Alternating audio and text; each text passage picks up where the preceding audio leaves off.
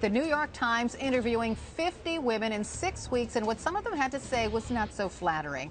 And this morning, another bombshell. One of the women says the New York Times story got it wrong. CNN's Phil Mattingly is here with more on that. Good morning. Good morning, Carol. Donald Trump has been pushing back hard over the last 24 hours on this front page New York Times story that really exposed relationships with women that looked very untoward, raised a lot of concerns amongst Republican officials I was speaking to throughout the day yesterday. But Trump pushing back hard and now getting some help from one of the main women featured in that magazine story, Roanne Brewer Lane on Fox this morning saying this. It's very upsetting. I was not happy to read it at all. The New York Times told us several times that they would make sure that my story that I was telling came across. They promised several times that they would do it accurately.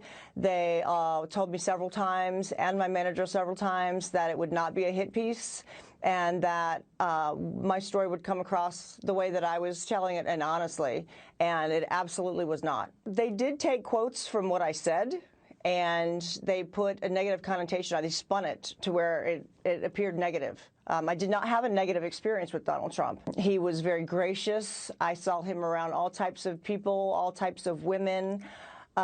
He was very kind, thoughtful, generous. He was a gentleman.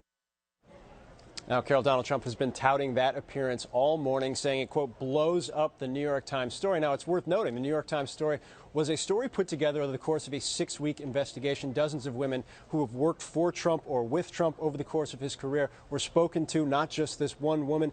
It raises a number of concerns and questions, but Trump really seizing on this moment right now, Carol, to push back. And it's an important pushback. This is an area where he's shown great weakness in polling on a general electorate. When you look at women voters, women who would consider voting for him, the campaign will push back hard. Also, something I'm told, the campaign will look to put executives that Trump has elevated within the Trump organization out to talk publicly about Donald Trump in a positive manner in the days and weeks ahead. Well,